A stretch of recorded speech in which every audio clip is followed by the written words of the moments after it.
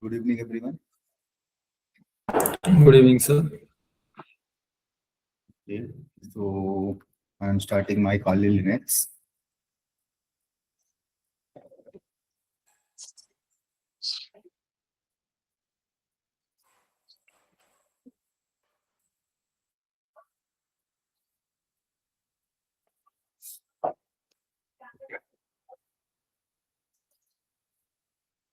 So yesterday, what happened?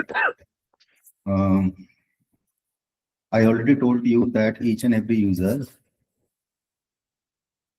demands a sudo or permission.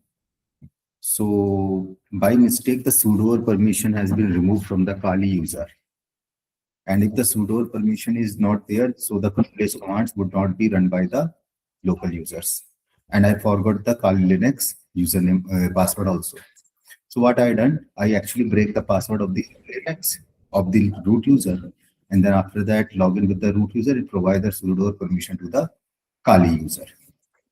Okay, so that like this way I actually troubleshoot the operating system. So in the organizations also, sometime we are actually get trouble with these kinds of situations. So we have to wait for some time and look after it, what exactly we have to do to recover our server.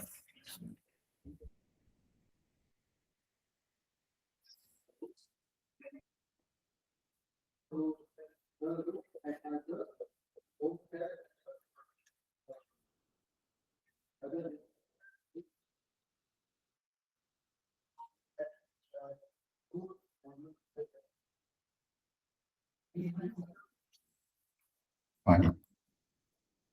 Open terminal.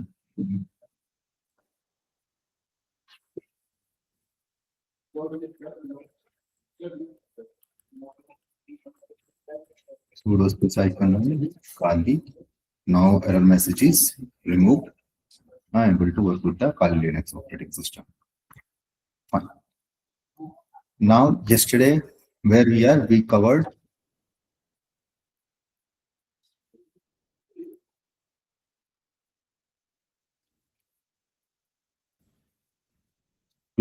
till Wayback Machines. So with the archive.org, we can able to see the history of the website.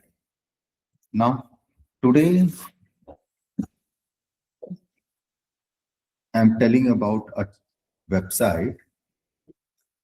These are all the OSINT tools. Okay, this is the OSINT framework by which the particular attacker does not know about the target machine. So we are doing exactly passive footprinting right now.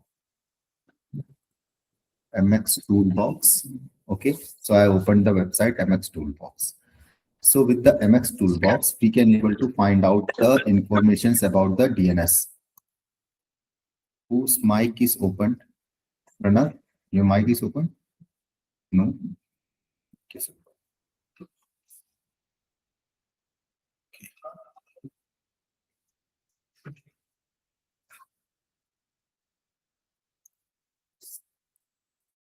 So suppose that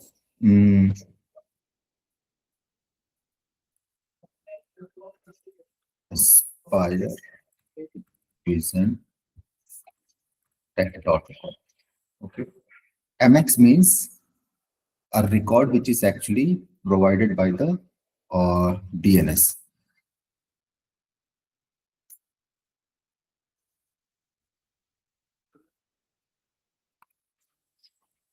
So there are so many records are there. Records means the database which is stored inside the DNS server. So there is A record, AAA record, MX record, SOA record, NS record, MX record. Okay, so there is some functionality of each and every record. Right now, I'm not going through that particular thing. We will discuss the records of the DNS server later classes.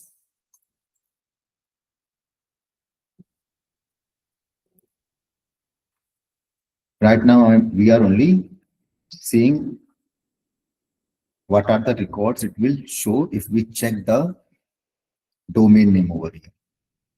So if I check the domain name and look for the MX record, So MX record of the DNS means mail server record. So if there any mail server is running by the organization, so what is the exact name of the mail server? What is the IP address of the mail server? It is showing over here. So I got the IP address of the mail server. Similarly, if you want to check whether this IP address is blacklist or not. So select the blacklist from here, okay, and click on this.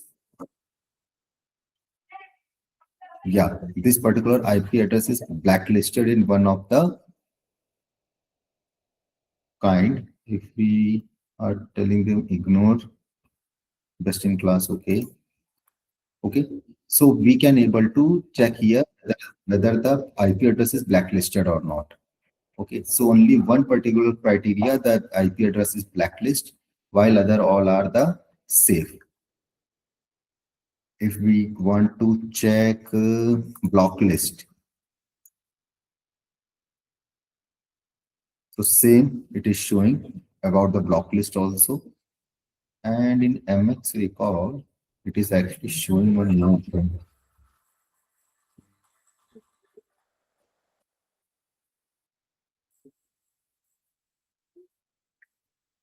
Wait a minute, guys.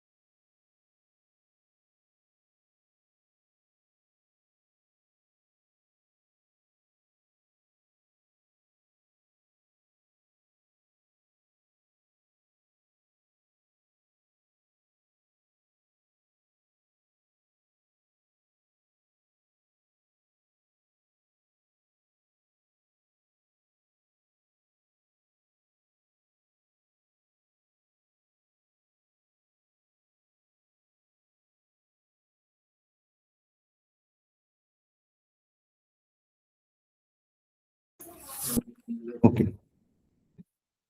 So the MX record, it is also showing two more things. The DMARC record is published. No DMARC report is found. DMARC policy not enabled. So what is exactly DMARC is? DMARC is actually whenever a mail server is sending the mail. Suppose that.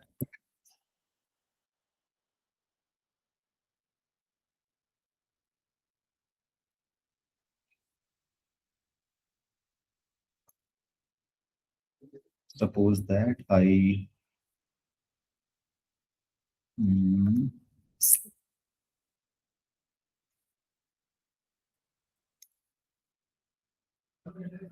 see here it is showing DMARC is passed and DKIM is passed.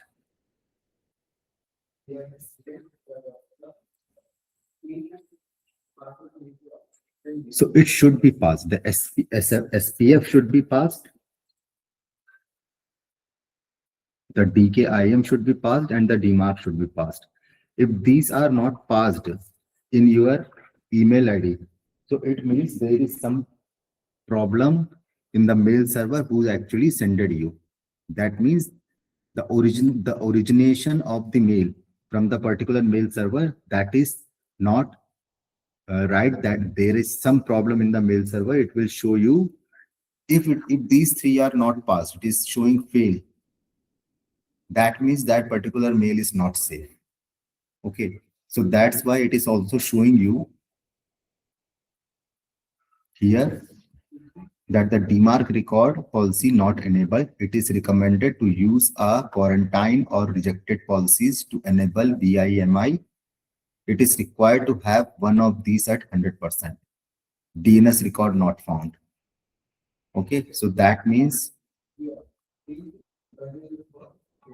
the mail server which organization is actually running on, there is a vulnerability over there. So this mail server should be attacked by the attacker. It should be exploited by an attacker.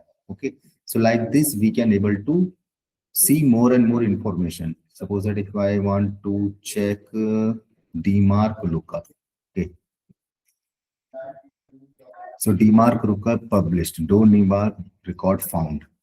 So DMARC is not found.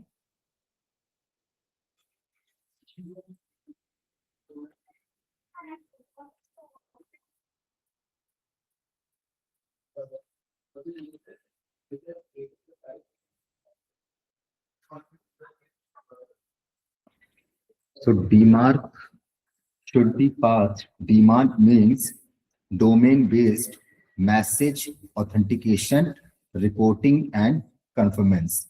It's an email security protocol. Okay, so it is an email security protocol that provides or prevents the domain spoofing, phishing, and fraud by the validator sender identity. Okay, so it is all about the sender identification. So this DMARC is actually providing it is actually a security protocol. DMARC is a security protocol for the security purpose for preventing the domain spoofing, domain phishing, and fraudulence by validation sender's identity. Okay, and it is built on the SPF and DKIM to instruct receiving servers on handling unauthorized email. So DMARC should be passed. Otherwise, if DMARC is not passed, we can able to see as a recipient, I am a recipient of this particular mail. The particular mail has been sent it from the MXToolbox. Okay. But, so I am able to, as a recipient, I am able to see whether we have to open that mail or not. Okay. We have to click on any particular link or not. So it will show you. So always careful about before, if you do not know the origin of the mail, who actually sent it you. Right now, it is showing you that MXToolbox is sent it like this. DNS Consulting. So I don't know who is DNS Consulting. So just click on these three dots and go to show origin. Okay. It will show you the SPF is passed, DKIM is passed, DMARC is passed. That means I am able to check this mail. Fine.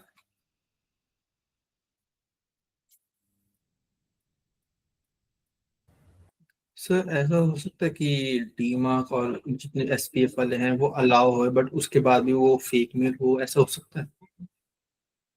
There is very rare condition because these protocols are very powerful. It is actually monitoring each and every mail server whenever it is sending the mail. Okay, but I am telling you 100% is nothing safe over the internet. In the cyberspace, nothing is 100% safe. If Twitter should be hacked, if Facebook would be hacked, if Google would be hacked, then you think about how a person is say that 100% safety would be there. So it is actually showing you that the mail is safe, but there is a possibility. There is always a possibility. So for that, if something is actually showing you, I will show you email footprinting. Okay, see, I'm showing you email footprinting. So this is a particular mail. Okay, and there are some spam mails are there in my account. So suppose that spam mails means what? Spam mails means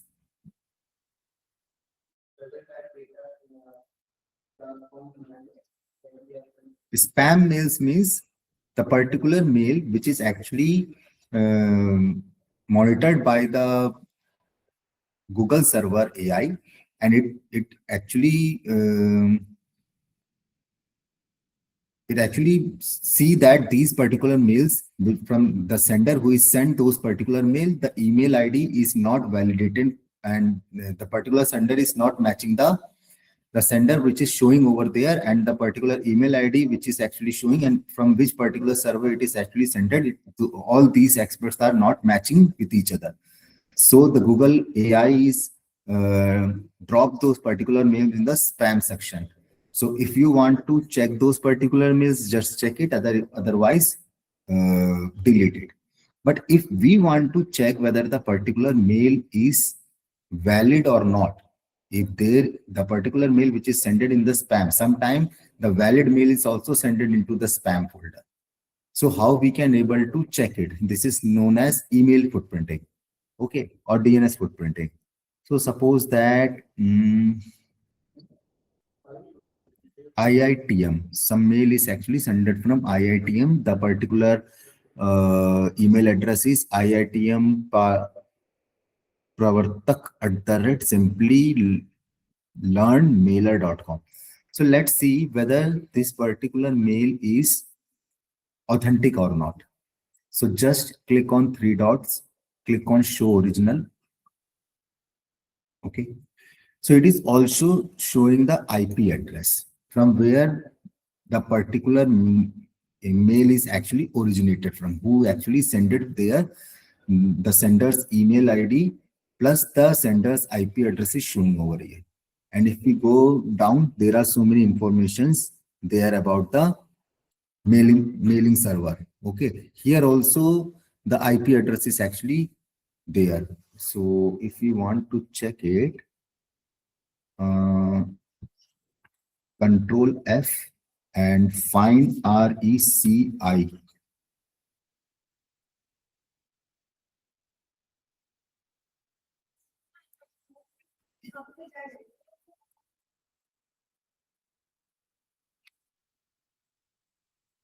CE.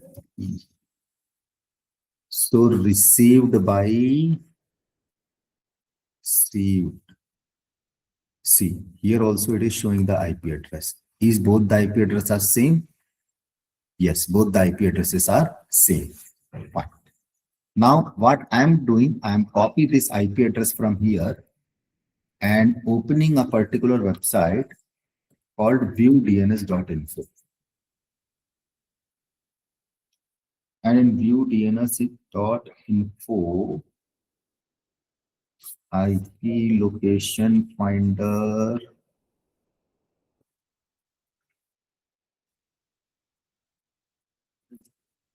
Now see, when I check this IP address, okay, this particular IP address, it is showing the country is United States, and this is your longitude and latitude.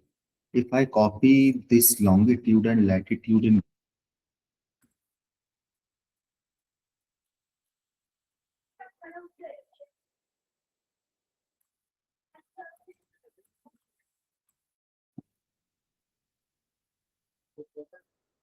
longitude and latitude.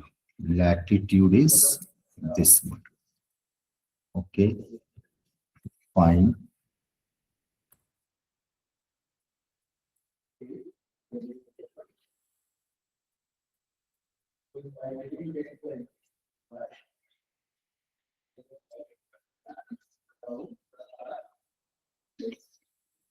Input latitude, longitude, selected location.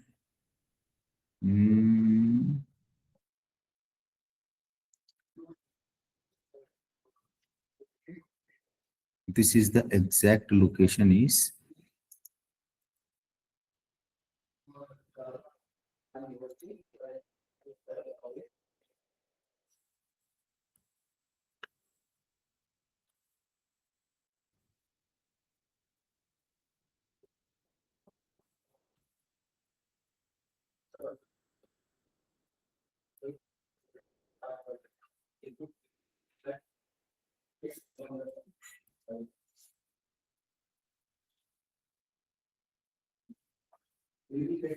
Mhm.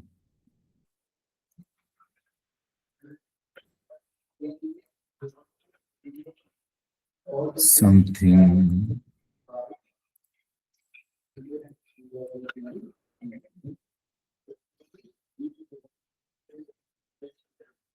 GPS coordinate, longitude, latitude, satellite map,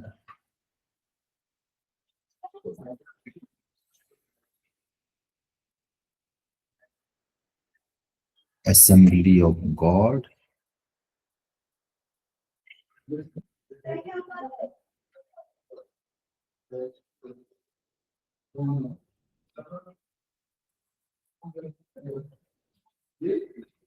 Okay, not an issue.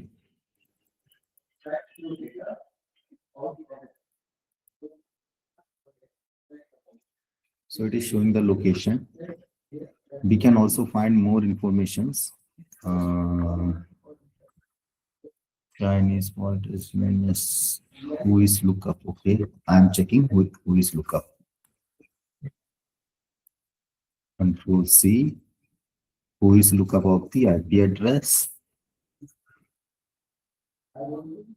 So ViewDNS also a OSINT tool.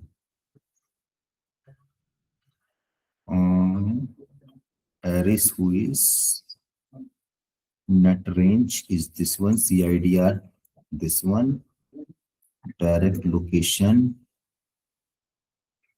registrant date updated, okay, city is Medesta, okay, and this particular mail is sent through simply learn mailer IITM Pravartak. The mail ID is showing IITM Pravartak @ simplymailmailer.com, and here it is showing the city is Bethesda. That means it is not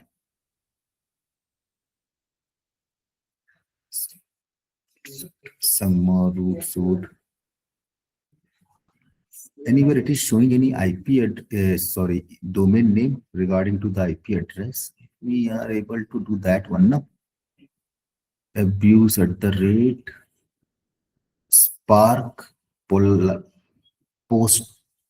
postelite.com. This email address is actually running with them. bird.com. So the particular email ID with the domain name by which the mail is actually sent, and when we are checking over here, that particular email ID is different. Okay, so that means this particular mail which is showing over here, which is showing the SPF, DKIM, the DMARC, all is passed, but the mail which is sent to the sender, that is not an appropriate sender. Okay, so there is a glitch over there. Let's see something we more able to find out.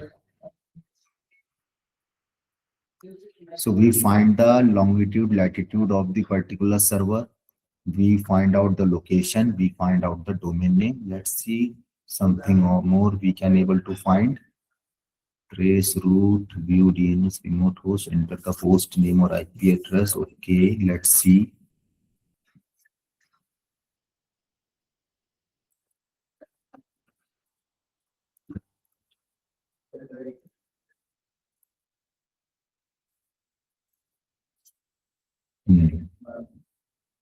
Trace route result, United States. IP address which I have entered, that is 253.223.216. And this is the range of the IP address. It is showing.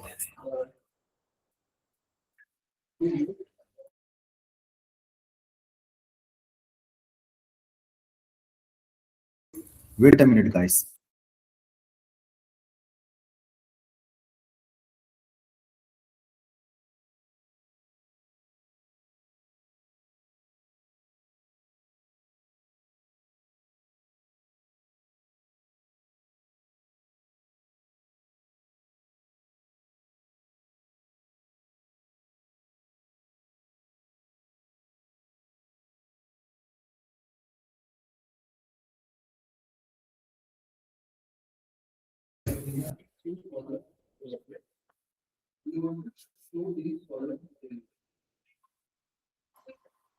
Okay.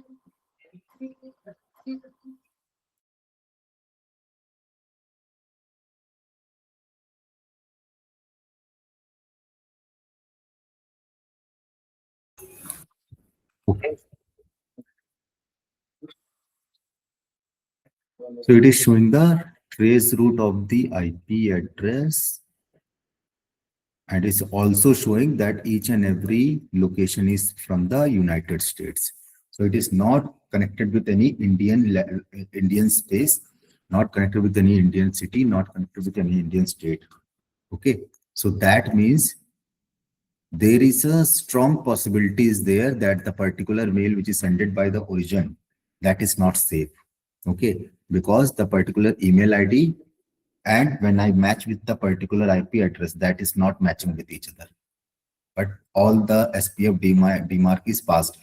Why it is passed? Because the email does not contain any malicious link over here. Okay, it is not contain any malicious link. It is not telling us that.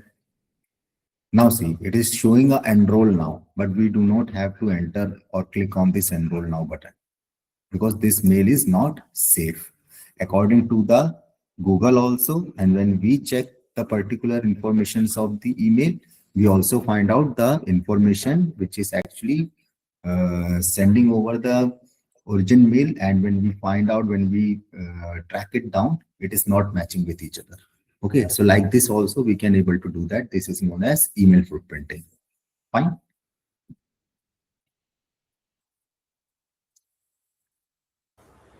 Yes, sir. Hmm. Is it possible to trace a particular IP address through that trace route that is connected to a VPN? Okay, you want to, if someone using a VPN and he hiding himself over there, and if you want to check the appropriate or the right area or the correct IP address of the uh, person who is actually hiding himself, this is the question. Yes, sir. There is a way to find out, but it is a legal procedural way is over there. How authorized institutes are actually finding this is the part of forensics. Okay, so how they are actually finding out, they have the authority, they are actually sending the mail to the appropriate VPN user. We can able to find out which type of which VPN actually he is actually using on. So we are actually they are actually sending the mail to the appropriate VPN service provider and ask them that provide me the whole information of this particular user whose IP address is this one, this particular user, what he had actually done. Okay. If you want to find out the exact IP address,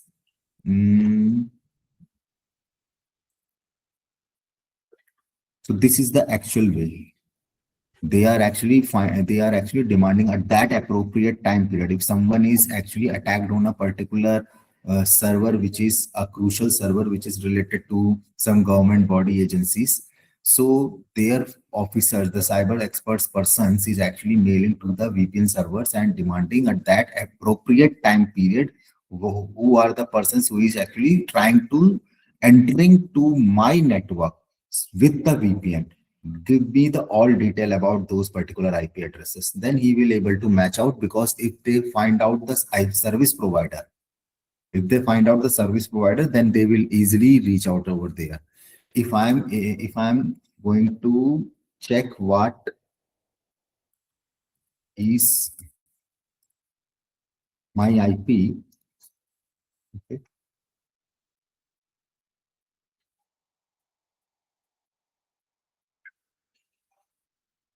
So it is showing my IP address. The service provider is Reliance, and with the help of ViewDNS,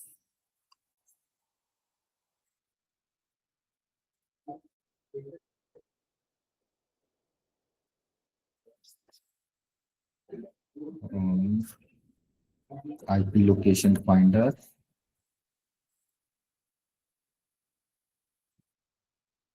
Wait a minute, what it is showing? Okay, I didn't copy it properly.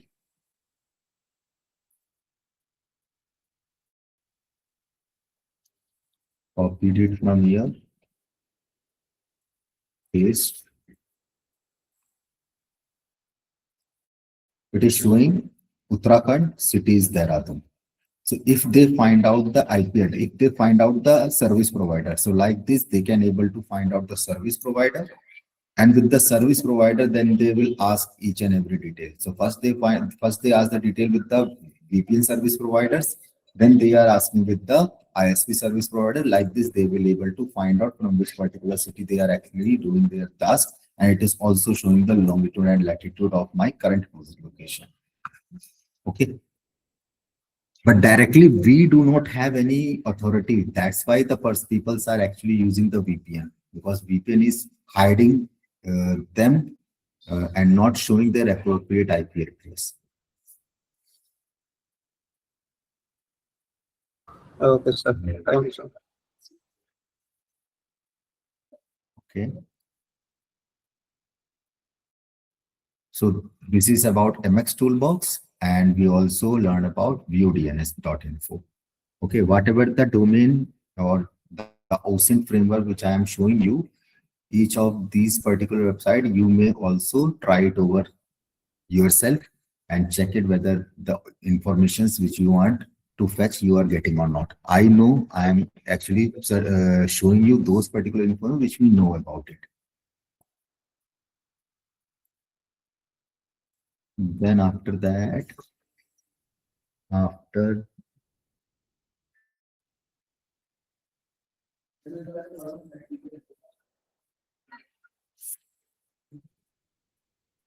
okay, now I am telling about a brief introduction about DNS.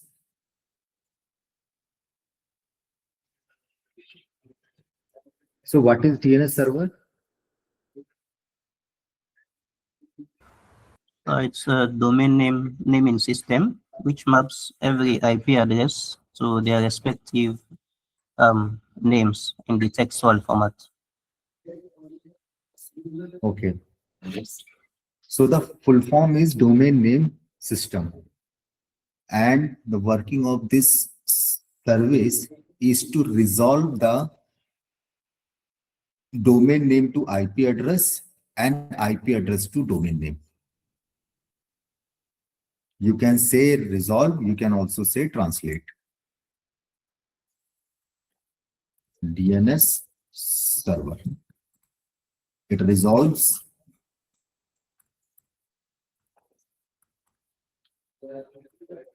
domain name to IP address and also IP address to domain name. Now, I'm taking an example. This is your web server.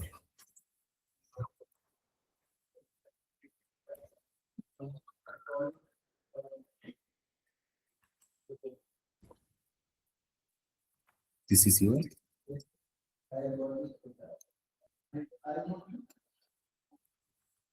web server. Okay.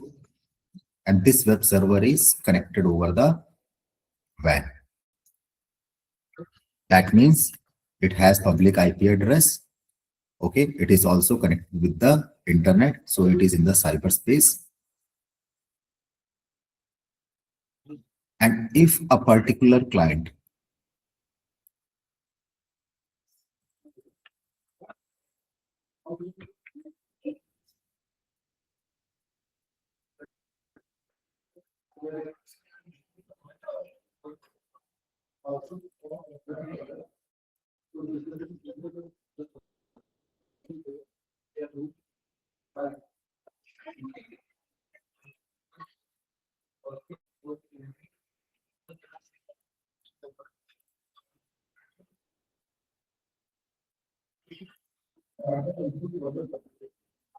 This is your web server.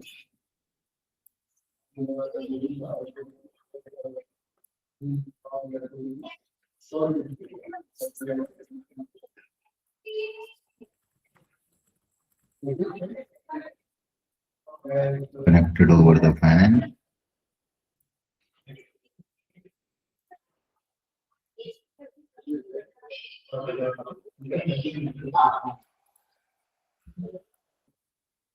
With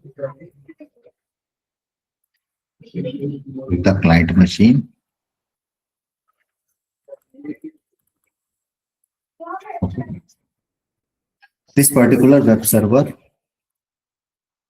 has an IP address, and this particular client machine also have a IP address. Okay. Client is actually using a domain name. Suppose that gu.ac.in. This domain name this particular client is using. Now, how this client's request exactly send it to the exact web server through which this client wants a web page. There are millions of web servers are there over the internet. So how the client's request is exactly send it to the appropriate server, and how a domain name actually find out a web server over the internet. Because the identification of any particular machine over the network, that is IP address, not domain name. So with the help of domain name, our request would not be able to reach to the web server. So that's why there comes the DNS service. DNS service. The functionality of DNS service to resolve domain name,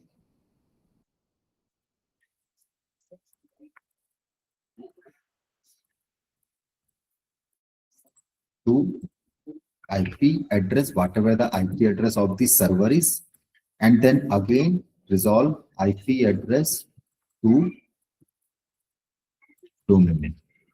Both the working has been done by the DNS server. Okay, so there should be a DNS server also. So we can able to create web server and the DNS server in the single hardware or a single Windows operating system, Windows Server operating. So we can able to configure both the server in a single machine. Okay, so after configuring it in the DNS database, there should be a information about the domain name and the IP address. Suppose that I am assuming that this particular domain name has 45.26.1.1.2. This is the IP address of this web server. Okay. So how the client would able to find out this IP address? He did not know the IP address of the client machine. He only know the domain name.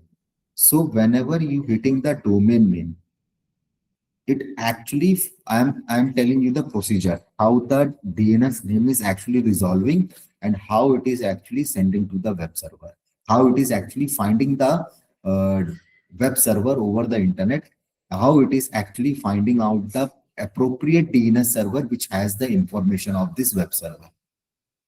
Okay, so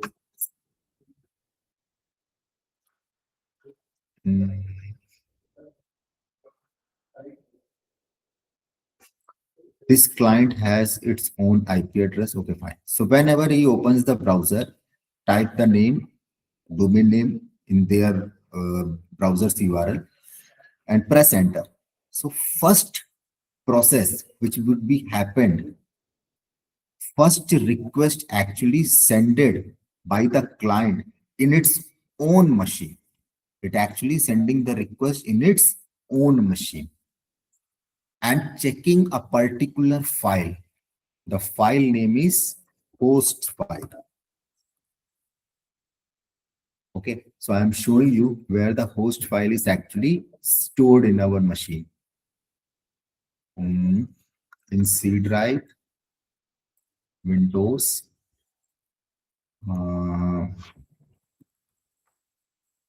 Windows System 32 config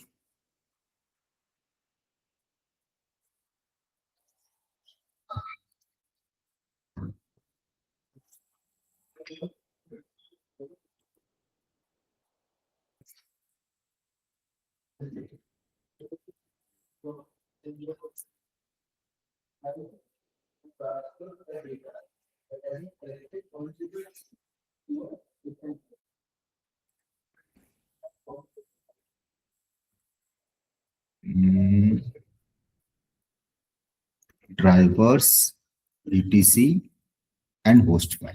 Okay. So if you try to open this file over here,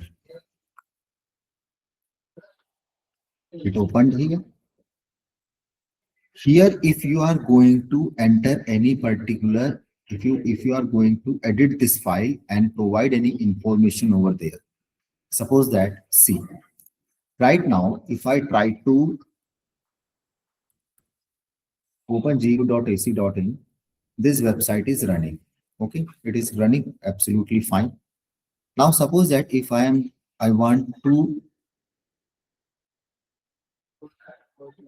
going to provide the information, a fake information in this file, and see what will happen. One more thing, we cannot able to edit this file over here. If I edit this file and try to save this file, it will not going to save it. Okay, it is saying that you only able to save this file in any other particular location. So how we are going to change or edit this host file? It has a default security. So how we are going to do it? We actually copied this file over here in any particular place. From there, you are going to copy this file from any particular location. Then suppose that I provide this IP address and www.gu.ac.in. I provide www.gu.ac.in. I provided this information. I save this file over here. Then I copy this file from here and paste this file. Replace, continue. Copied the file. Now, if we see the information, it is saved. Now, see.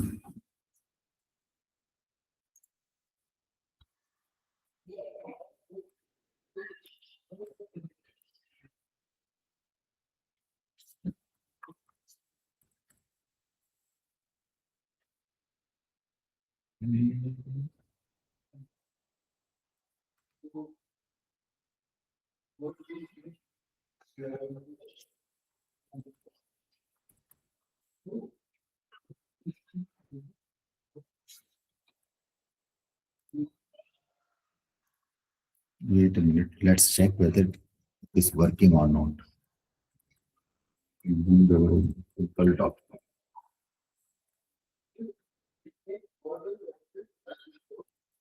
And I copied this file from here, pasted over here.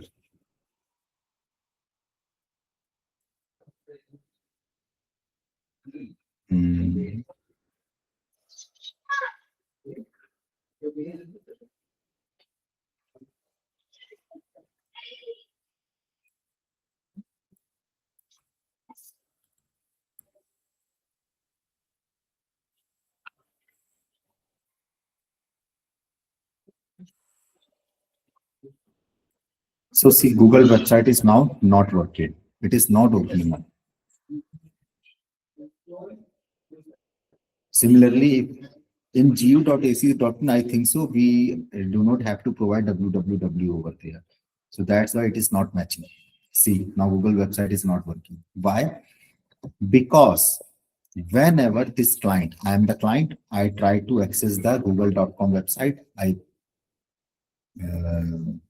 provide the domain name in the URL, press enter. What will happen in the client machine? It itself finding out the information, whether any information about this particular domain name and IP address is contained inside the host file. So if it is showing here that particular file, in this particular file, first of all, the client hit this file, it reads the file, it see that there is a IP address is there in front of the google.com. That is a record that this particular domain name, the IP address is this one, and that particular IP address is a private IP address, first of all, that does not exist over the internet. So when the particular machine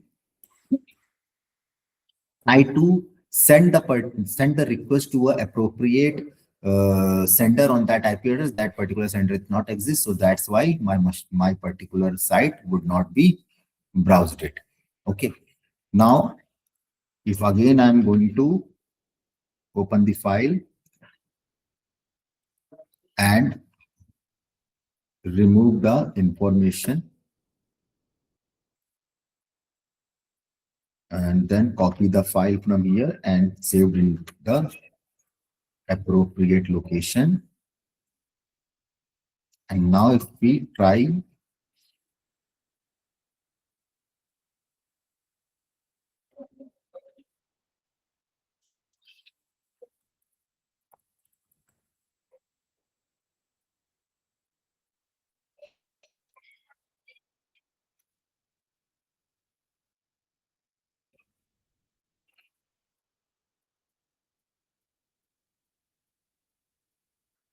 I think so it's stored it in its cache. Okay, not an issue. In a private window. Okay, it is running. I think so it's stored in its cache, so that's why it is not opening up. It is actually opening up the previous page. Now it is fine.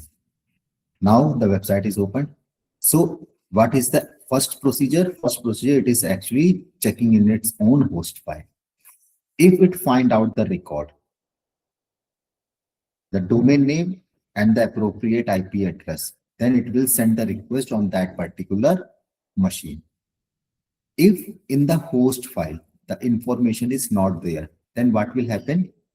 Then see. First thing is, how this client machine exactly know about the DNS server. Where is the exact DNS server is situated? That means this particular DNS, this web server is also has a DNS server. This server is web server also, and this is also a DNS server. It is providing two services. So how this client request is actually finding out the DNS server first. So I am going to show you what I'm going to do. Yeah, here in the details, see in the DNS server, this IP address is mentioned. If I remove this IP address from here, so my internet goes down. The whole internet will goes down. You check by yourself. So if you want to run the internet, you have to provide the DNS server address. And who is providing this DNS server address? It is actually providing by the ISP. And which device actually this DNS server is mentioned? Your particular Wi-Fi router. And if you are using mobile phone, then it will show you the IP address of your mobile phone, whatever the mobile phone you are using. So the first DNS server would be find out by the IP address properties. Now they find the first DNS server to whom the client has to send the request. So now the client's request is actually sending to this DNS server. Fine. Then see what exactly happening. So what I'm doing,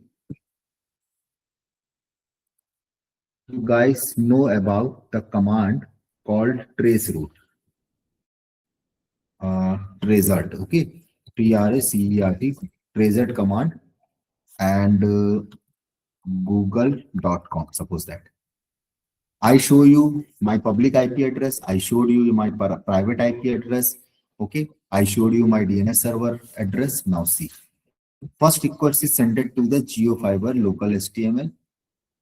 Second route is not answering.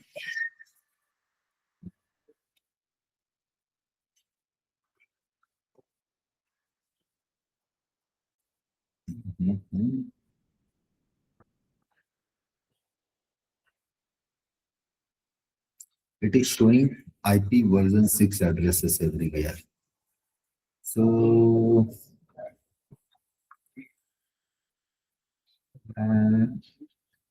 okay, fine. See.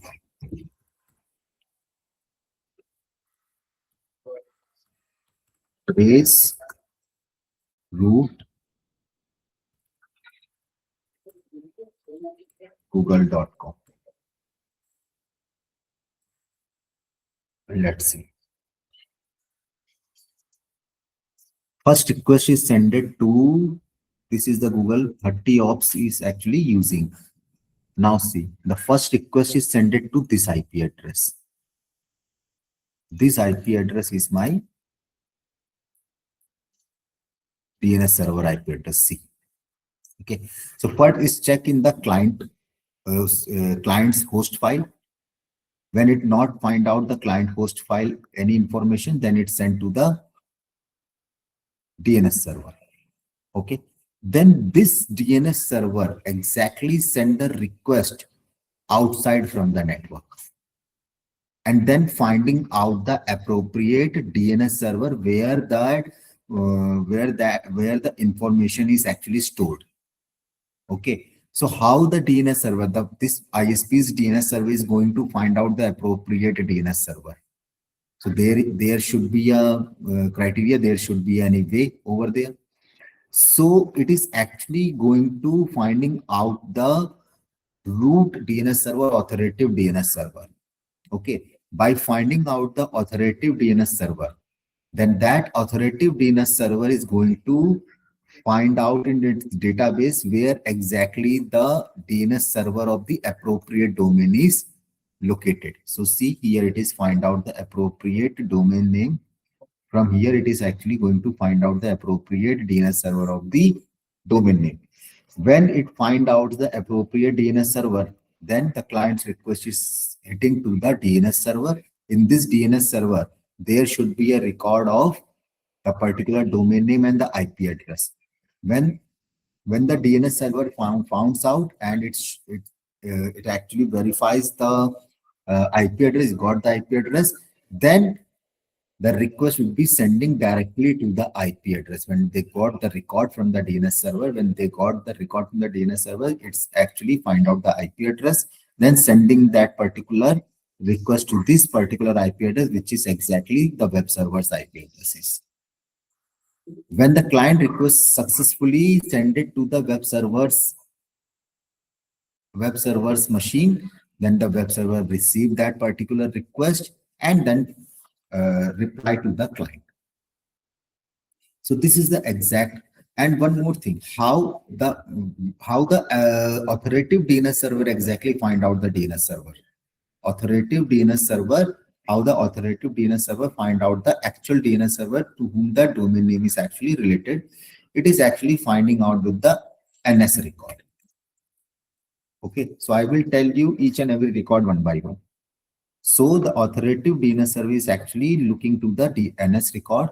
When the NS record is find out, then the DNS server is confirmed that the particular domain name is actually registered over this particular DNS server. This particular DNS server has the record of the or the information about the domain name and the IP address. So authoritative DNS server is actually looking to the NS record. And each and every domain name has its separate NS record. Okay, each and every. Yesterday I showed you whoislookup. In whoislookup, aspirevisiontech.com search, it is showing the name server.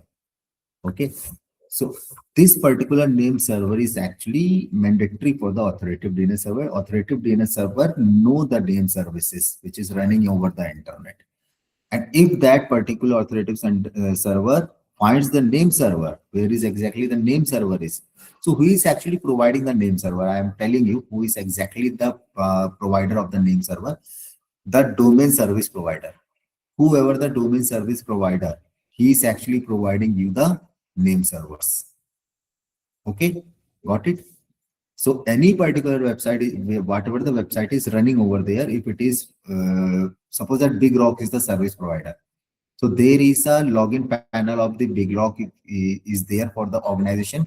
And if you entered into that, login into that particular Big Rock website from your account, it will show you each and every details of the domain name. So there the name server record would be there.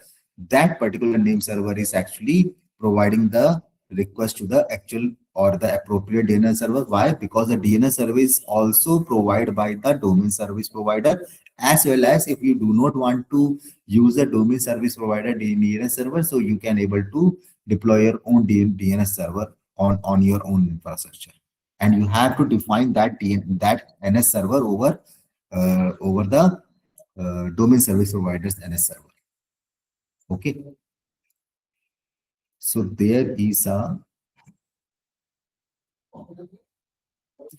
this is your suppose that I am making a different DNS server. This is your DNS server is, and here it is your authoritative DNS server. And here your domain service provider. So this is your domain service provider. This is your authoritative DNS server, and this is your actual DNS server. Okay. Actual DNS server also contains the NS record. It also contains the NS record. Domain service provider also provided the NS record. Actually, when the website is actually running over the internet, each and everything actually done by the domain service provider. So if the authoritative DNS server find out the NS record, which is of this DNS server or the domain service provider, both would be there. If they are using their own DNS server, then the NS record would be stored over here. And that particular NS record should be configured on the domain service provider's ends also. Then only the website would be logged. Browse it. Got it? Any confusion? This is how the whole DNS server is actually working on. If any doubt about the things which I have told you, ask me.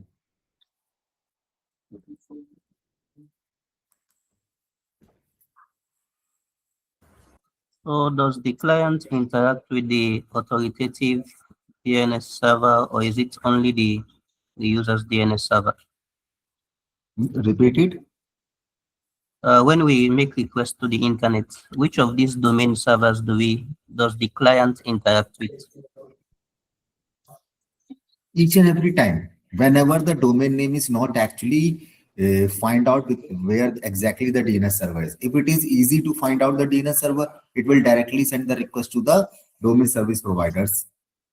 Suppose that in here it see, if I'm going to check in the whois lookup, what is the name server? It is showing the name server. So if exactly the particular website provide the information to a particular URL, then it will directly send the request to this NS server.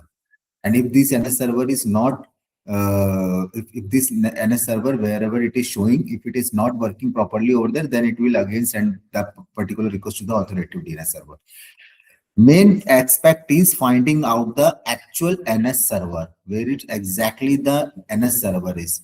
Because NS server, from the NS server, the website is actually running over the internet. The responsibility of the NS service is to running the website over the internet. So if organization deploying their own DNS server, it contains the NS record. So you have to provide that NS record to the service provider, domain service providers portal. And if otherwise, if you are using domain service providers NS record, then it is fine. No need to use the DNS server, appropriate DNS server. Both the way, there is both the way. So in the maximum cases, they are using their own DNS server. They are not exactly using the domain service provider's DNS server. Fine. Yes, sir. Anything else?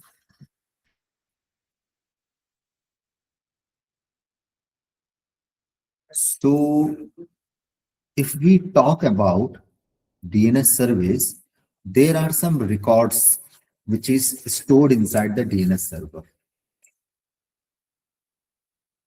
DNS server. There are some resource records are there. Records. So the name of the records is A record, 4A record, MX record,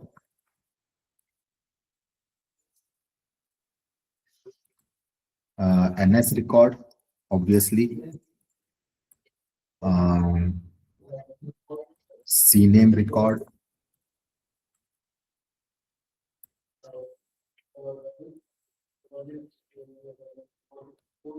okay. So these are some records, the most common records which are exactly stored in the DNS server. This is known as DNS database. Okay. So what are these records actually contains, or what are these records actually providing the information to the DNS server? A record is finding which particular domain name has what IP addresses. Okay. So that means A record provide the IP address to the appropriate DNS server. And it is for version 4. If anyone using IP version 6, then 4A record is responsible to find out the domain name to IP address. MX record is used to finding out the mail server. So this record is actually related to the mail server, finding out the mail server. Then the NS record. I already told you about the NS record. CNAME record. CNAME record means canonical name. Canonical name means a duplicate name. Duplicate name means, suppose I am using a cloud service provider and I deployed a web server over the cloud, and at that time they provide me a URL from over there. So that URL is different URL. I want to run the web server with my particular domain name. Okay, so suppose that cloud is providing a URL https://aws.web.aspire.vision, like this. Okay, like this. But I do not want to use this particular URL. I want to use https://aspirevisiontech.com. So what we have to do? We have to create a record which is canonical name, where we have to provide the original name and the duplicate name. Then our website would be run on the appropriate domain name. Okay. A record, 4A record, MX record, NS record, and CNAME record.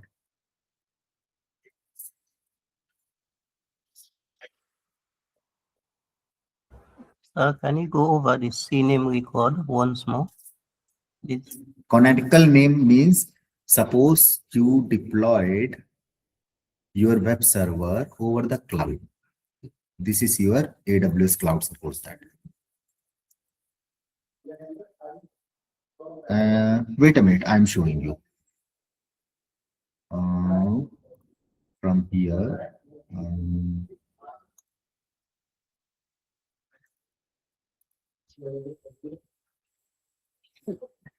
I'm showing you, wait a minute.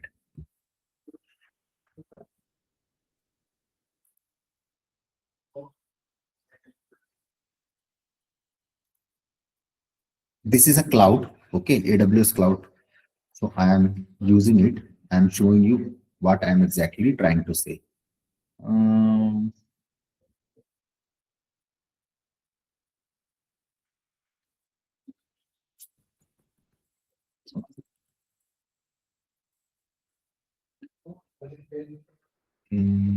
Ubuntu.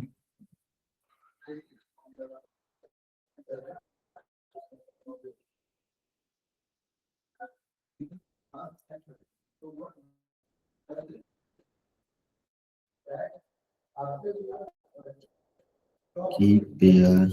I'm going to create a new keep there. Keep. Okay.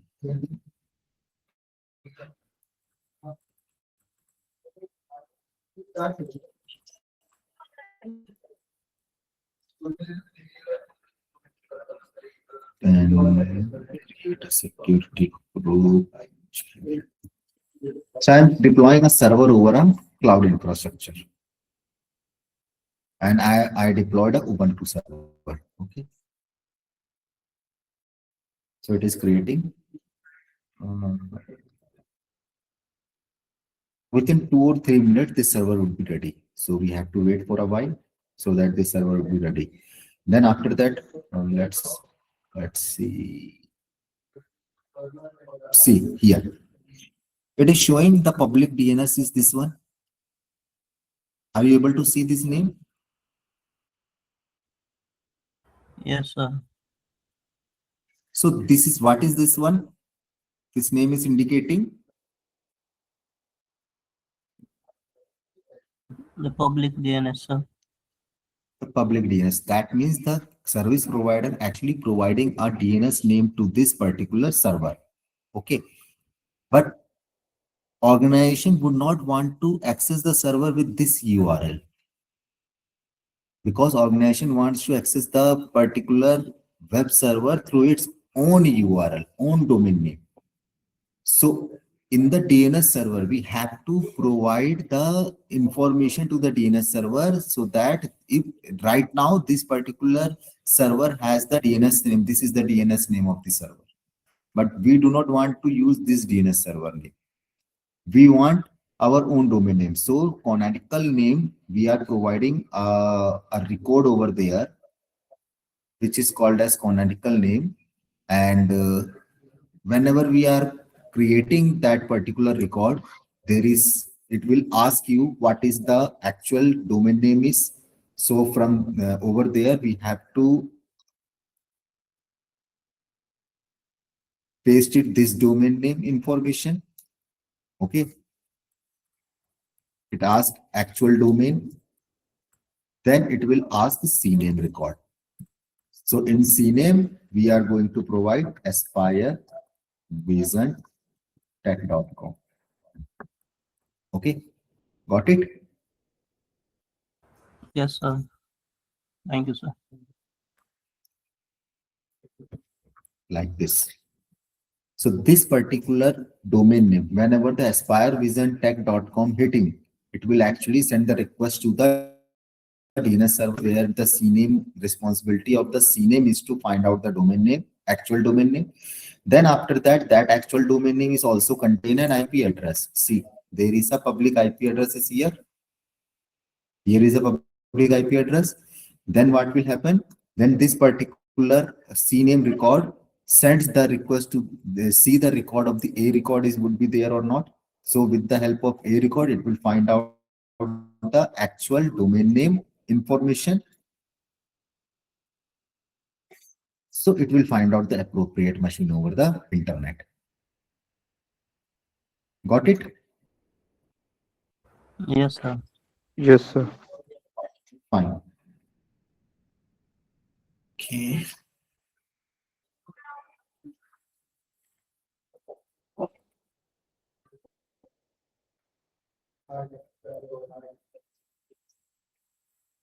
Now we can also able to do the DNS footprinting. Okay, so how we can able to do the DNS footprinting? There is a tool nslookup.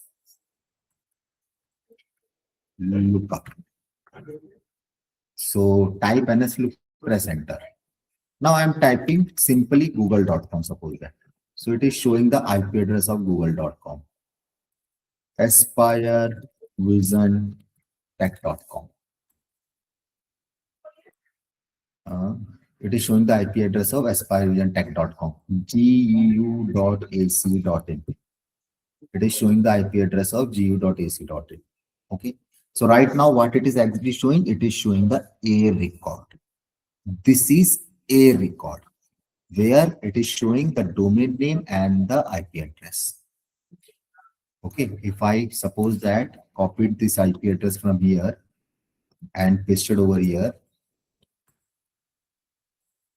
now my request is directly send it to the gu.ac.in. See. Fine. So it is actually showing you the domain name's IP address, which is stored inside the DNS server. So this is known as DNS footprinting. Suppose that if you want to check another records information, so type the command set space type equal to, and which record you want to looking for it. So suppose that I want to see CNAME. Press enter and gu.ac.in.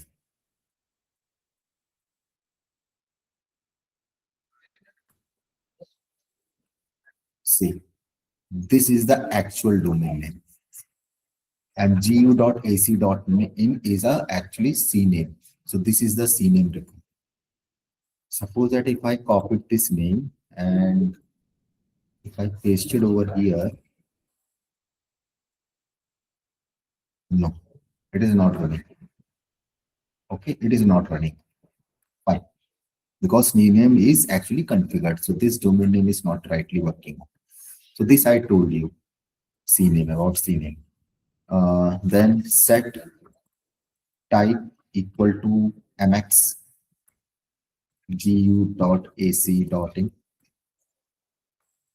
Server is geofile DNS record request time out. Okay, not an issue.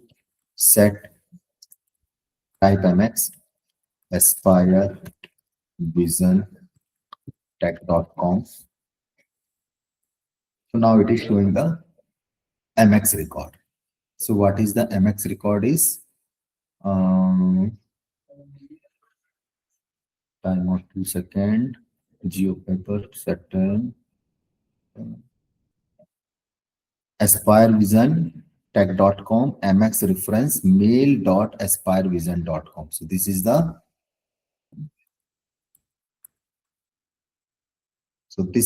mail server record. Okay, this is the MX record mail.aspirevisiontech.com. Okay, got it. Now if you want to, suppose that you want to check NS record. For NS record,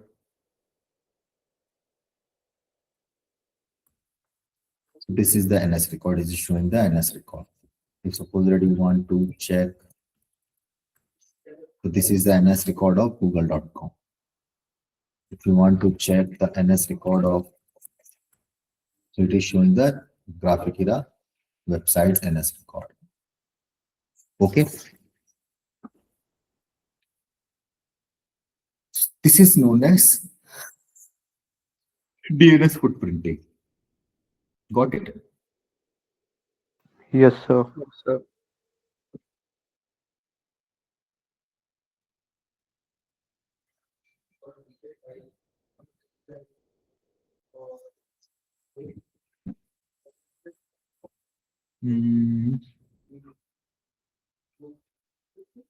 Let's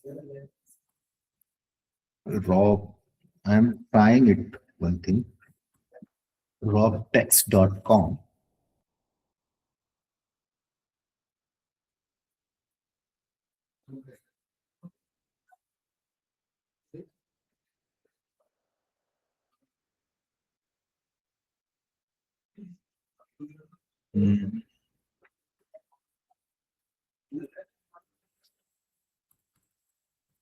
Grapify .link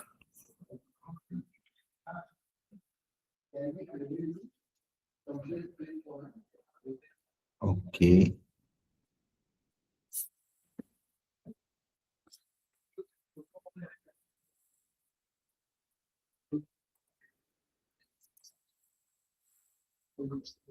Create a URL. I agree to create URL.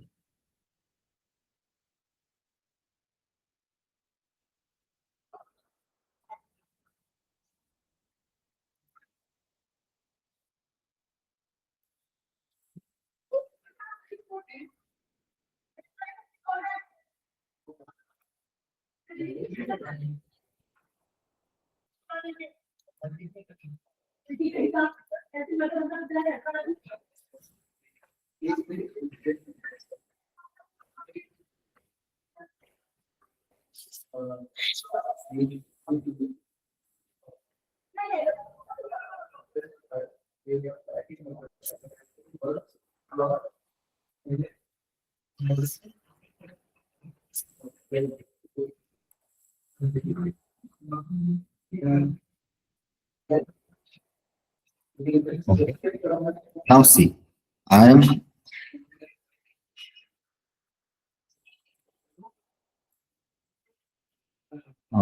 here.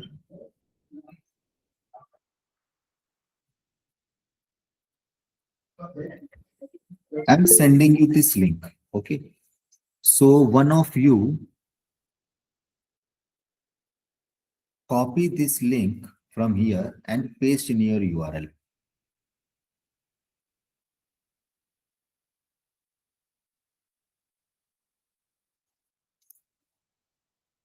Done, sir. Done? Okay.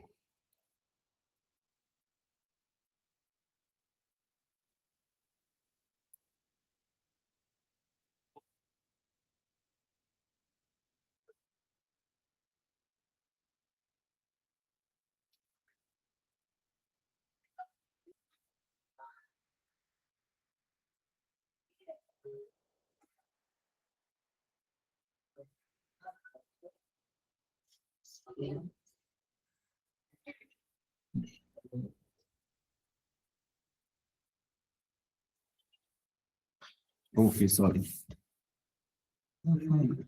Access link.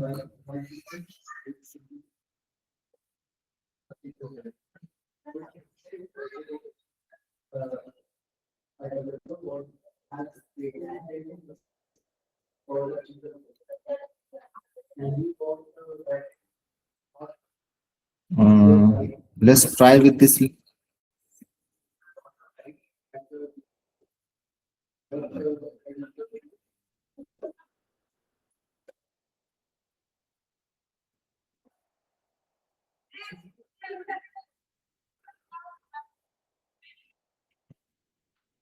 Accessed? Yes, Now sir. see, when you click on this that particular link or you access that link, your location now I am able to track your location. So first IP address is this one. Who is using iPhone Delhi, New Delhi, India, Lucknow, It's mine, sir. Dehradun. Hmm? It's mine.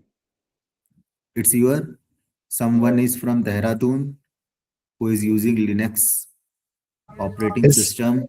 Yes, sir. So it is actually showing your IP address, your location, your device information. Sir, Okay. mine was not showing. Whose? Sir, mine. Let's wait a minute. Let's see. Now it is showing.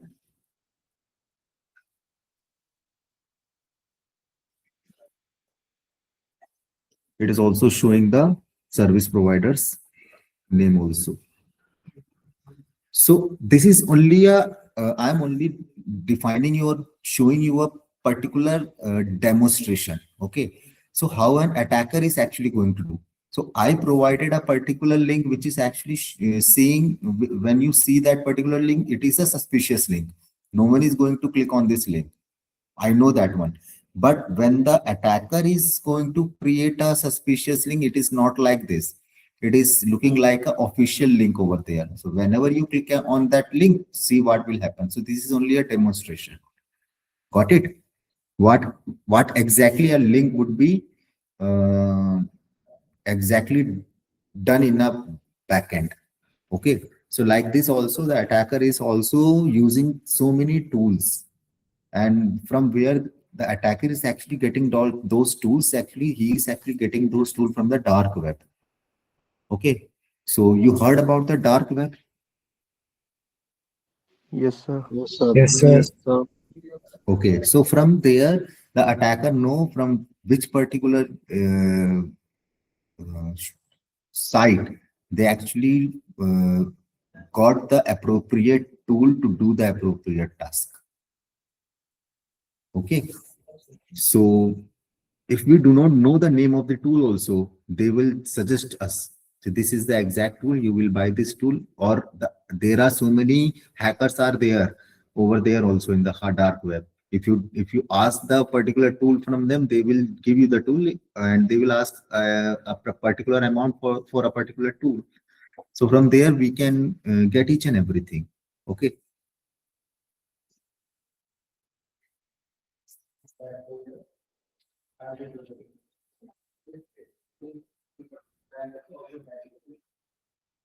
Suppose that if you want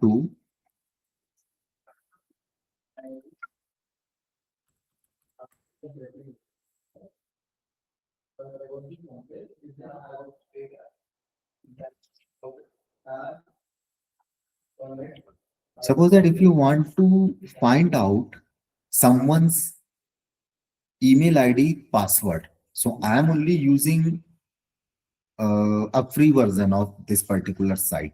Okay. So if the how it is actually working on, it does not like that whenever you enter any email ID, it will show you the password. If your password is gone leaked in the dark web, then only it will check into that particular dark web area and fetch out the information. If your information is not leaked over the dark web, if someone is not attacked on a particular database of a particular server, like I'm taking an example, I'm showing my own IP, my own email ID. Okay, this is my email ID is, I'm searching.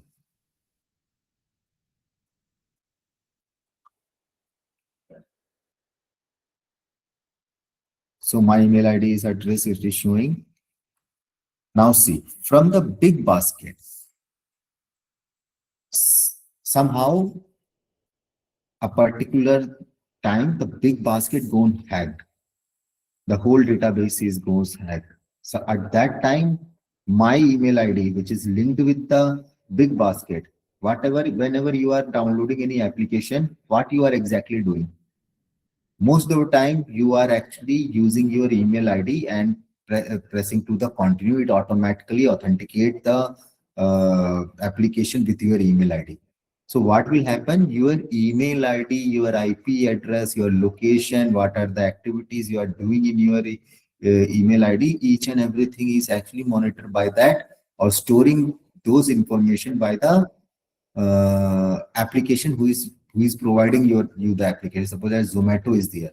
So if you are using your email ID, or you attach your email ID with the Zomato application, and someone attack on the Zomato's web server and fetch out the information, he will got each and every information over there. So at a time, big basket goes hacked, at that time my password would be leaked. So previously I entered this password. So anyone want to check their email ID? So they will send their email ID in the message. I will check here. Otherwise, you can also able to check by yourself also. Okay. So right now it only showing the 5 characters over there. If I purchase the registered version of the leak peak, then it will show you more information about here. And it will also show the whole password over here.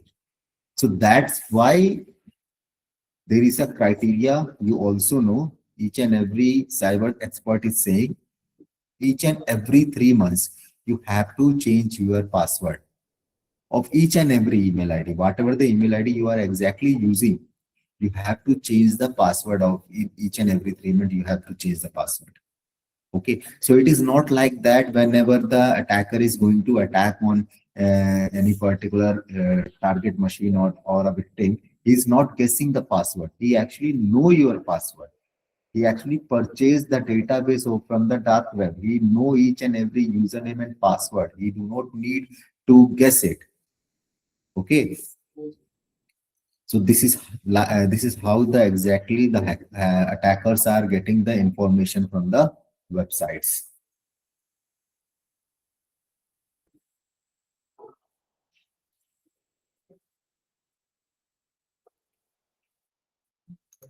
Wait a minute, guys.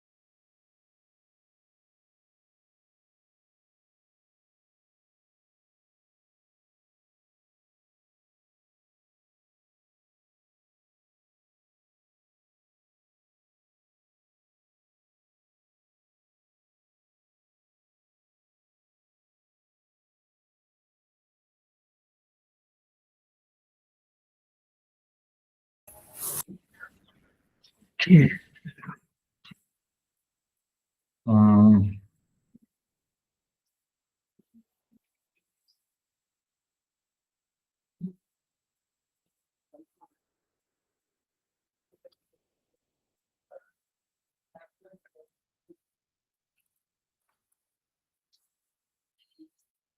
epos.com, ultimate OSINT tool for the email and phone reverse lookup.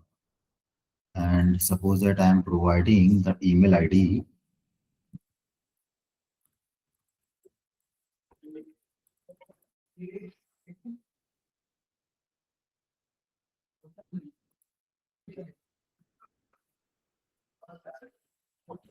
Loud noise.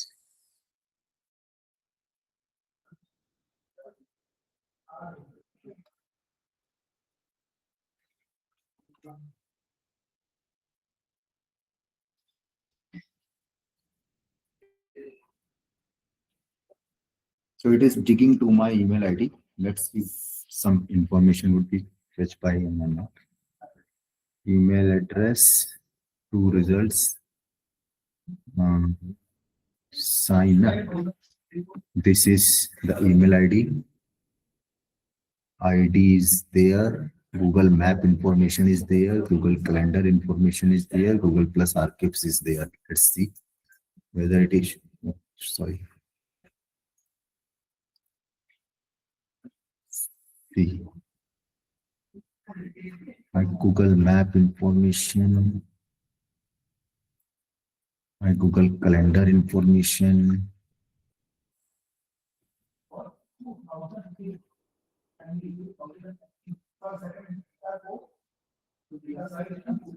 It is also checking in the archive.org.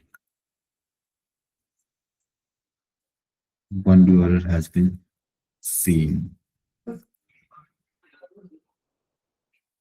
Okay. So it is actually digging your email IDs.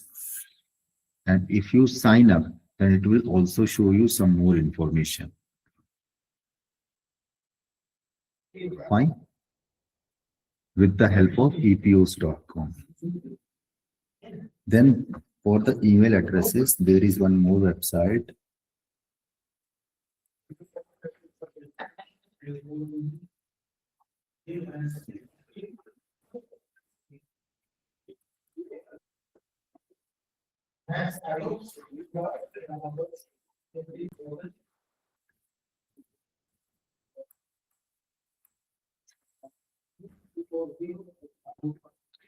Experty.com. But one thing is there, it only find out the corporate email addresses. Okay. It will not find out the addresses which we are using from the public domain service providers. Suppose that if I am going to check this email ID,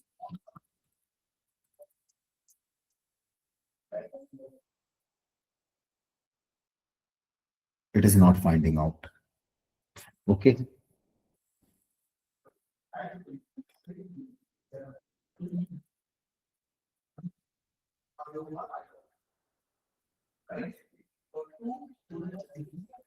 So suppose that I have one corporate email ID.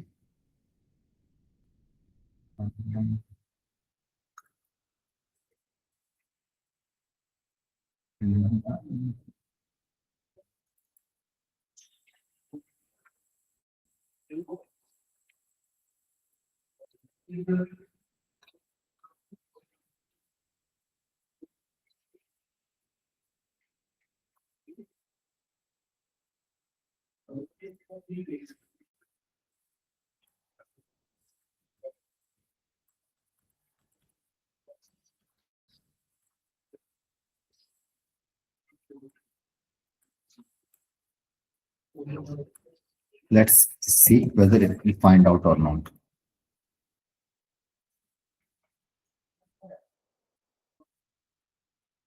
So this email ID, is it showing it is invalid? Okay, I know why it is showing invalid. Because with this particular domain name, none of any website is actually running on. So there is no any database about this domain name. So that's why it is not looking like a valid domain name. So that's why it is showing invalid address. Okay. So if you have any particular address, email address, or official email address, and they are also running there, you guys also have a Graphic Era email IDs. One student send me, just check whether it is showing or not.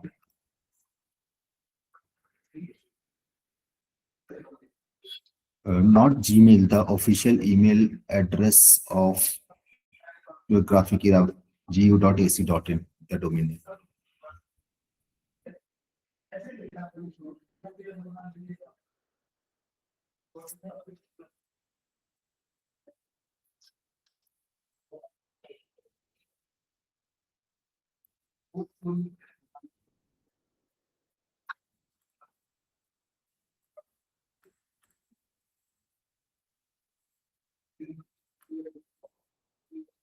Valid email ID is there. So it is showing that this email ID is valid. Okay. So it is only showing you the email ID is valid or not. Okay.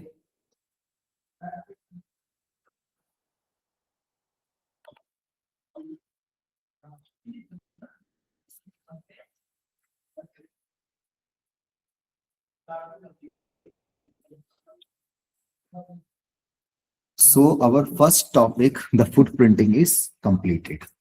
Okay. The footprinting is completed. If you guys have any doubt, ask me about the footprinting.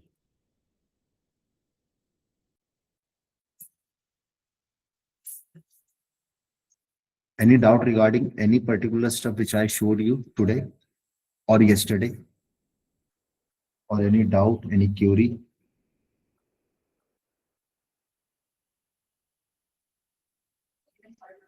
No, sir. No?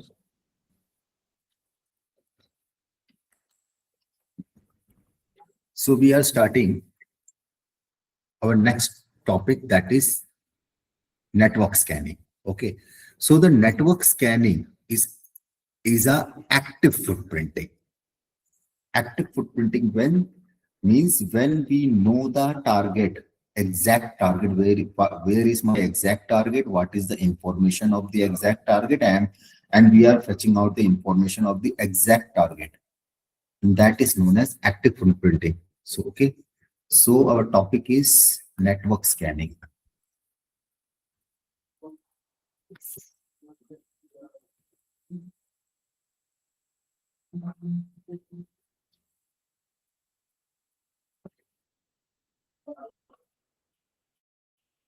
So network scanning means find out the information of the network.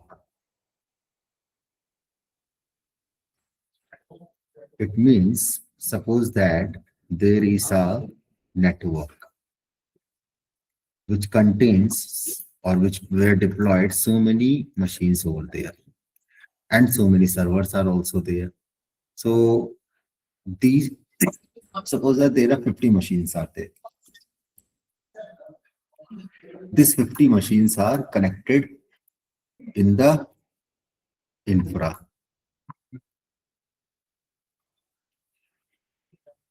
And there is an attacker is there.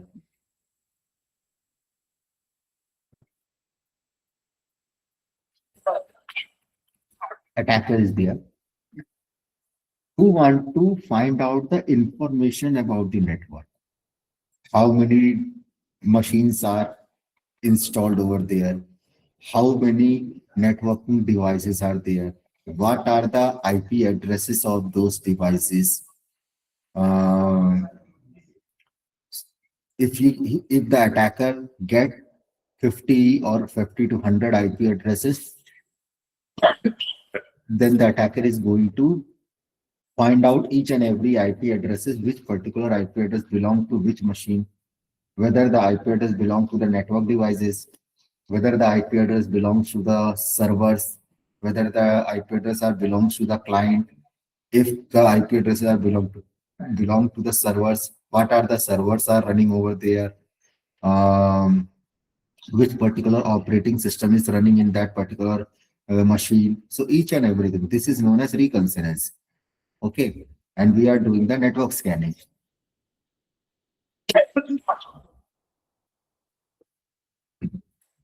Okay.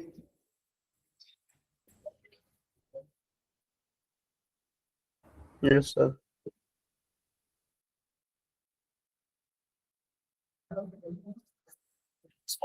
So here we have to know about the port numbers. You guys know about the port numbers? Have you heard about the word port number?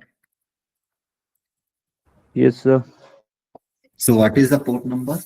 Means Through which the port number through which the traffic actually comes into our machine.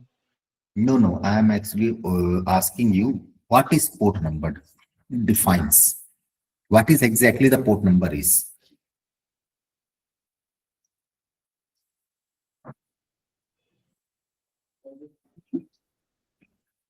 So doors through which the communication take place. No.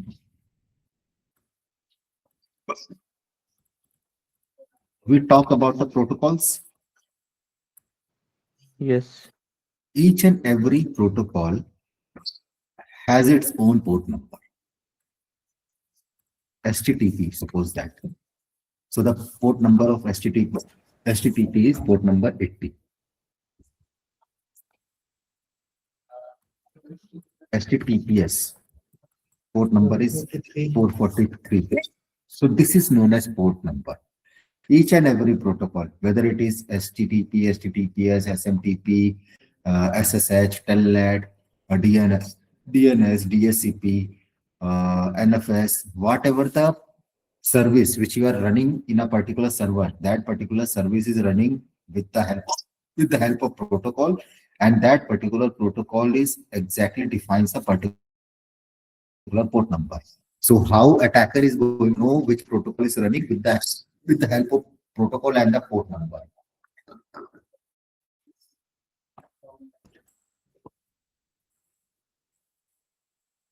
Got it?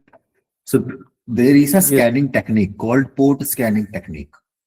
Okay, which is extremely useful when it comes to identify open ports. What port? Open port. What it means? What it means? Open ports. Suppose that. ports that are currently transmitting information or are open to particular services. What? There are ports that are currently open or running particular services. No.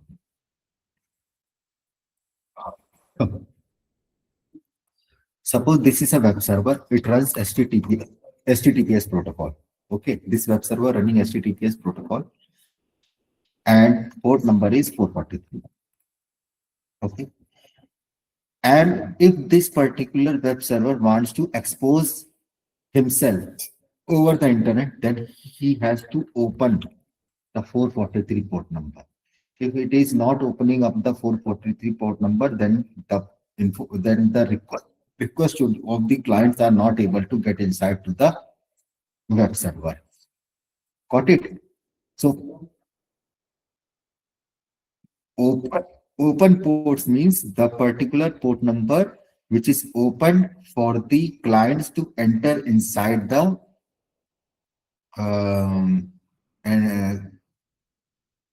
the request should be received by the server. Okay, so if 443 port number is closed, then none of any client request should be received by the web server because 443 port number is closed. If 443 port number is open, then only it will receive it. But there is a problem. What is the problem? If suppose that HTTP protocols port number is 80 and it is open, then there is a problem. Why? Because HTTP does not provide any security to the web server's communication. Means whatever the traffic is actually sending and receiving over the internet by the web server to the client, each and every packet is actually exposed over here. It is actually traveling over the internet in the plain text form. It is not providing any security. It is not doing any encapsulation. It is not doing any encryption because encryption technology would be not available in the HTTP protocol, but it is not providing a security to the traffic. So if the HTTP port number is open, then there is a problem. Got it? So there are some port numbers are there which should not be open on the servers. Like SSH port number should not be open over there. FTP should not be open. SMTP, the default port number, should not be open. The SMB port number should not be open. SNMP default port number should not be open. So there are port numbers are there which should not be open on the server. Why? Because if they are open and if the attacker find out the vulnerability over there, then he will able to attack on the victim's machine and he will successfully take the control of the machine. Okay, so attacker is going to find out these open ports information with the help of port scanning technique. Okay. So then how 443 is more secure? 443 is more secure because it is actually using a TLS. Before TLS, there is SSL is there. Okay.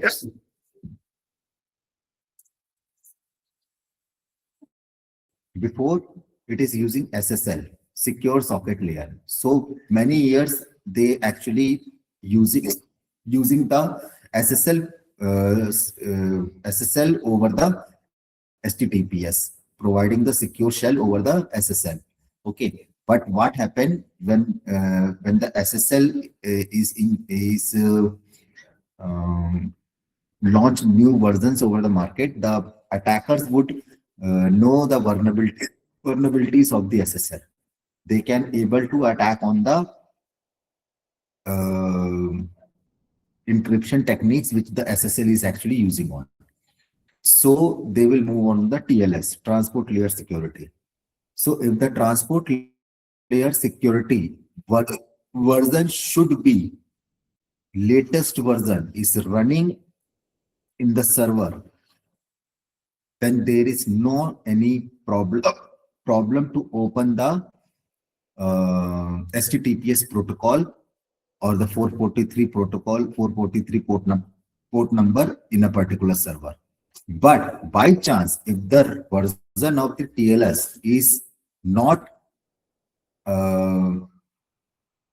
latest one, if it is older one, suppose that 1.2 is there, 1.1 is there, 1.0 is there, then there is a vulnerability. Then there is a chance attacks would be happen over the web server. So the version of TLS is actually providing the security to the HTTPS servers. Okay. So for the HTTPS, we have to provide the certificates to the servers. Then only the HTTPS protocol is working. Otherwise, by default, HTTP protocol is running whenever we are actually creating the web server. Got it? Yes, sir. Yes, sir. So this TLS version, this TLS is actually providing the security to the HTTP and each and every traffic which is traveling over the internet. Got it? So there are so many types of scanning techniques are there, like TCP scanning, UDP scanning. Okay, one more thing.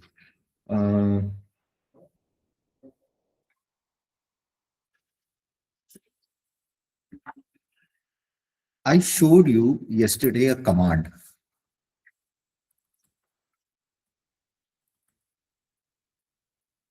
Ping command. So you heard about the ping command? Yes, sir. You know how the ping command is actually working. I think it sends a full TCP handshake. Tell me the procedure. It first establish a connection with the receiver. The receiver responds that the request But has how? been received. But the question is, suppose that this particular machine has the IP address of 10.1.1.1, and this particular machine is the address of 10.1.1.2. Okay.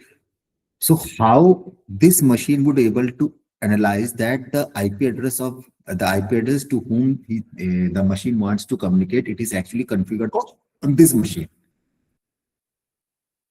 How it analyze it that this machine has to send the request over this machine. Suppose that this is PC1. So PC1 wants to send the request to the PC2. How the PC1 will recognize it?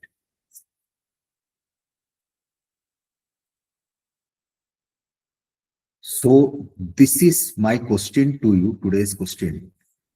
The working of ping command, how the source machine is actually identifies or locate the destination machine, and what is the exact procedure is there when the source machine is trying to communicate with the destination machine.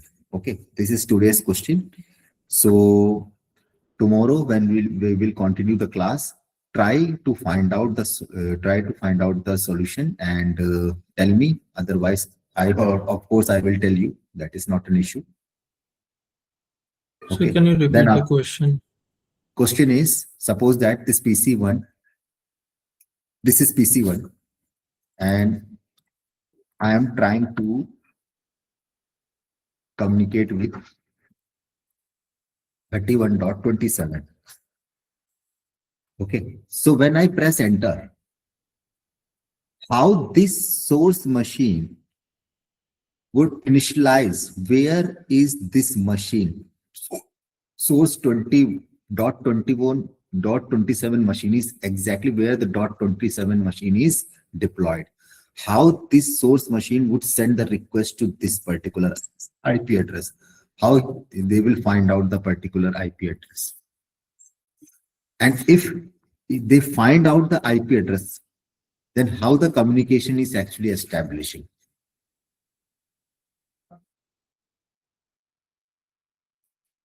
How it is actually providing the reply. How this particular reply is actually sending by the destination machine to the source machine.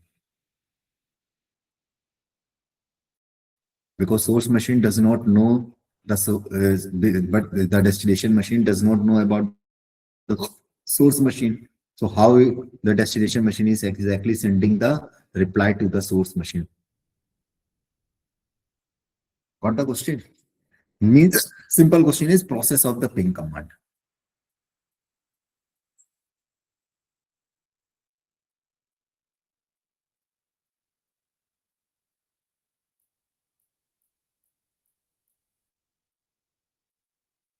Okay, sir.